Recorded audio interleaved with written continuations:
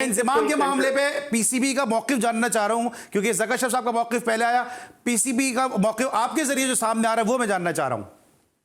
हाँ जी, बिल्कुल। देखिए, ये सबको पता है इंजमामुल हक साहब जो हैं उनके बारे में उनके खिलाफ इंक्वायरी हो रही है। खिलाफ नहीं, क्योंकि मीडिया में ही एक बात ये आई थी और वहीं से ये इनिशिएट हुई, जिसके ऊपर पीसीबी ने ये मुनासिब समझा कि स्टैंड लेना जरूरी है। मगर उनको इंजमामुल हक ने हैरान कुन तौर पर फौरी तौर पर रिजाइन कर दिया। हम ये एक्सपेक्ट नहीं कर रहे थे। लेकिन फैक्ट फाइंड कमेटी बनाई गई ताकि ये देखा जाए कि वाकई कॉन्फ्लिक्ट ऑफ इंटरेस्ट जो है ये कहीं वाकई हो रहा है या नहीं हो रहा। तो वो सारे हकायक को सामने रख के उसके ऊपर काम ये कमेटी कर रही है। और उसमें फिर आपको मालूम है कि जिस तरह साया ग्रुप है उनके साथ उनकी वो मुंसलिक हैं। उसके बाद फिर जो उनकी याजू की कंपनी यूके वाली है उसमें वो रिजवान के साथ भी पार्टनर है, तलहा के साथ भी पार्टनर हैं। तो ये चीजें ऐसी थी कि जब वो नोटिस में आई तो फिर पीसीबी ने सोचा कि नहीं, ये इस पे एतराज उठेगा अगर हम इस पे कोई काम नहीं करेंगे। क्योंकि देखिए, बहुत सारा क्रिटिसिज्म इस चीजों पे हो रहा है कि वर्ल्ड कप के दौरान बहुत सारी चीजें हो गई जो नहीं होनी चाहिए थी। लोगों के मुख्तलिफ परसेप्शंस है ना। तो मजबूरी हमारी ये थी कि एक चीज अगर उसके ऊपर एक्शन नहीं लिया जाता तो भी मीडिया ने हमें ये कहना था कि जी चीफ सिलेक्टर इतने कंट्रोवर्शियल बैठे हुए हैं और उनके खिलाफ कुछ नहीं हो रहा। तो इसलिए ज़का साहब ने कहा कि नहीं, ये वक्त मुनासिब है कि हम ये कमेटी बनाते हैं।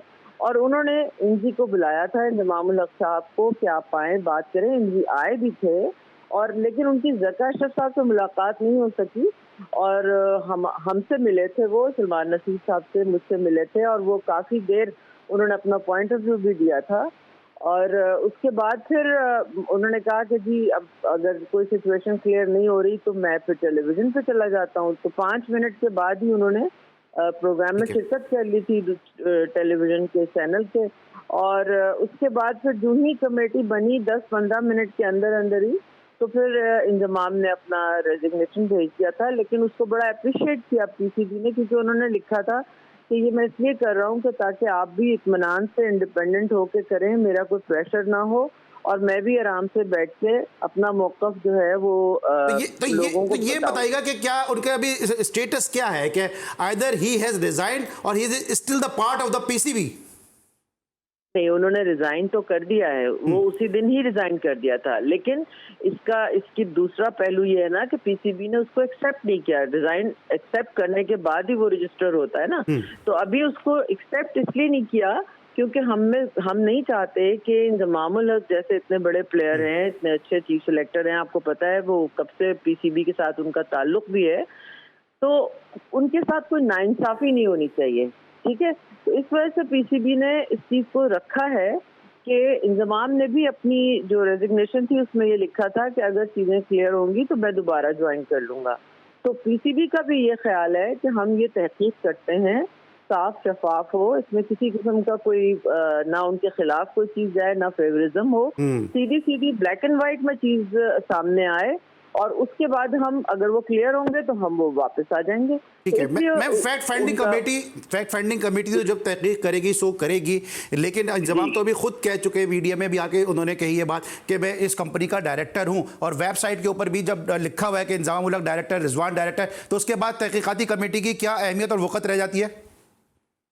नहीं, देखिए, इसमें वही बात है कि ये बज़ाहिर ऐसी चीजें लगती हैं, लेकिन जब आप इसमें लीगल टीम बैठती है, जब दूसरी टीमें इसमें बैठ के डिटेल में जाती हैं तो इसके बहुत सारे पहलू निकलते हैं। मिसाल के तौर पे कि जो याजू है कंपनी, उसमें रिजवान है, तलहा है जो पार्टनर है इंजमामुल हक के साथ, अगर वो प्लेयर्स मैनेजमेंट का काम नहीं कर रही तो फिर उससे तो कोई कंट्रडिक्शन नहीं हो रही ना, कोई कन्फ्लिक्ट नहीं हो रहा। ठीक है, अगर क्योंकि वो काम बकौल इंजी के उन्होंने बताया था कि वो हेलमेट बनाने का या वो जो होता है ना एनिमल फूड होता है, इसका काम जो है वो अमेज़न वगैरह के साथ करते हैं। तो क्रिकेट के इससे रिलेटेड नहीं था वो। तो ये भी देखना जरूरी है, अगर क्रिकेट से रिलेटेड ऐसी चीज नहीं है तो फिर जाहिर है इसमें कोई पाबंदी नहीं आती।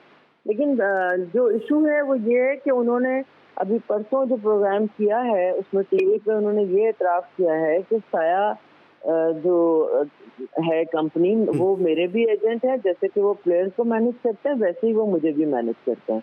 तो ये बात पहले इतनी क्लियर नहीं थी, अब ये बात जो है वो आई है सामने।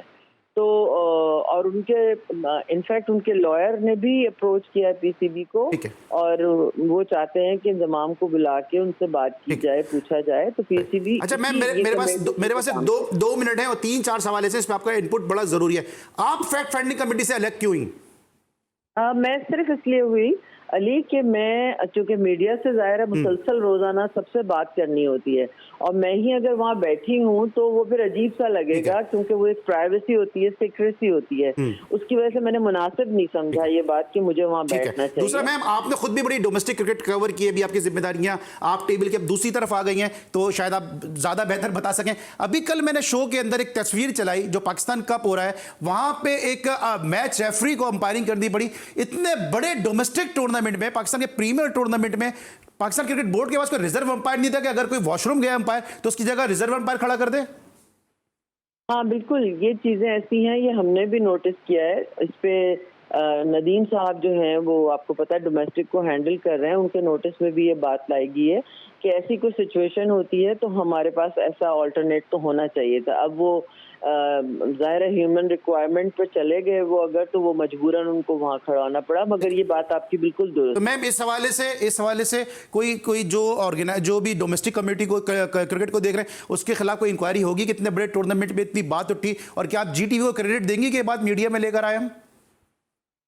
जी जी बिल्कुल, ये बात तो सोशल मीडिया पे तस्वीर चल रही है, वो 2-3 दिनों से चल रही है, और उस पे नोटिस भी लिया गया है। नदीम साहब जो हैं, नदीम खान साहब, वो आपको पता है डोमेस्टिक क्रिकेट को देख रहे हैं, उनके नोटिस में भी ये बात है, और वो इस सिलसिले में तफसीलात जो है उस पे काम कर रहे हैं, देखना कर रहे हैं सामने लेके आएंगे। आखिरी सवाल है विद ड्यू रिस्पेक्ट के 10 लाख रुपए फखर जमान को कैश का ऐलान किया है ज़का शर्फ साहब ने।